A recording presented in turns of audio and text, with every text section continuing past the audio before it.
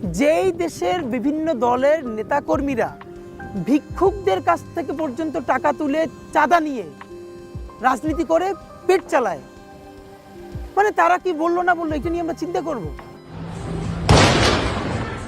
বুলেটটা right side দিয়ে ঢুকে গিয়ে বাম সাইড দিয়ে বের হয়ে গেছে। ইনকিলাব মঞ্চের মুখপাত্র শরীফ ওসমান হাদির অবস্থা আশঙ্কাজনক ও অপরিবর্তিত।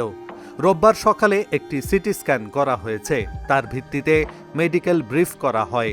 ঢাকা মেডিকেল কলেজ হাসপাতালের নিউরোসার্জন ডক্টর মোহাম্মদ আব্দুল আহাদ এ তথ্য জানান। বিভিন্ন জায়গাগুলোতে সেগুলোতে রক্তগুলো জমাট বেঁধে আছে বলে আমরা সিটি স্ক্যানে দেখেছি, এবং যে পাশে অপারেশন হয়েছে সেই পাশে ব্রেনটা একটু চাপ দিয়ে ওই পাশে ঠেলে দিচ্ছে, এরকম করে আমরা পরিলক্ষিত করেছি। তিনি বলেন, হাদিকে এক্সপার্ট হাতে গুলি করা হয়েছে। গুলির অনেকটাই সরিয়ে ফেলা গেলেও অপারেশনের পরেও স্প্রিন্টারের কিছু অংশ মস্তিষ্কে থেকে গেছে। আব্দুল আহাদ আরও জানান, বিদেশে নেয়ার ক্ষেত্রে পরিবার এবং মেডিকেল বোর্ডের সিদ্ধান্তের জন্য অপেক্ষা করা হচ্ছে। যে এটা মেডিকেল বোর্ড সিদ্ধান্ত দেবে, তার পরিবার যদি এগ্রি করে দেন মেডিকেল বোর্ড ওই ব্যাপারটাই তখন আলোকপাত করবে আর কি। এদিকে বিভিন্ন গ্রুপে ইনকিলাব মঞ্চের সদস্যরা নিরাপত্তা নিয়ে শঙ্কা প্রকাশ করেছেন। তাদের মুঠোফোন নাম্বার, বাসার ঠিকানা বিভিন্ন গ্রুপে ঘুরে বেড়াচ্ছে। এ কারণে তাদের মধ্যে এই অনিরাপত্তা কাজ করছে। 12 ডিসেম্বর দুপুরে সোয়া 2টার দিকে রাজধানীর বিজয়নগর পানির ট্যাঙ্কের সামনে শরীফ ওসমান হাদিকে গুলি করা হয়। ঘটনার পর তাকে ঢাকা মেডিকেলে ভর্তি করা হয়। পরে রাতে তাকে এভারকেয়ার হাসপাতালে স্থানান্তর করা হয়।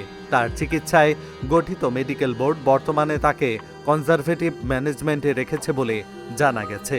যে তার কনজারভেটিভ ম্যানেজমেন্ট চলছে, তার ব্রেনে যে ইডেমা আছে, চাপ আছে, সেগুলোর জন্য মেডিকেল যে ম্যানেজমেন্ট পসিবল, এটা যে কোনো বিশ্বের সাথে ওয়ার্ল্ড ক্লাস স্ট্যান্ডার্ড তার চিকিৎসাটাই চলছে।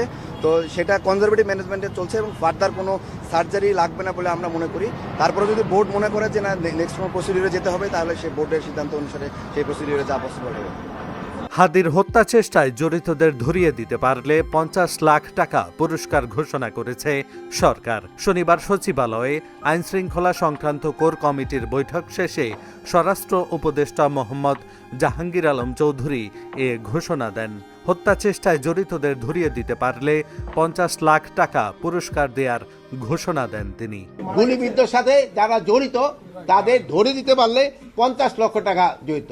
আপনারা সবাই ওসমান হাদির জন্য দোয়া করবেন। উনি ক্রিটিক্যাল কন্ডিশন অবস্থায় আছে। আমাদের সবার দোয়ায় আল্লাহ দিলে উনি আবার আমাদের মাঝে ফিরে আসতে পারবে। এই জন্য আপনারা সবাই দোয়া করবেন। আপনারা যে কোনো ধর্মের হন না কেন, তার জন্য আপনারা সব সময় দোয়া করবেন। এহসানুল হক, ঢাকা জার্নাল।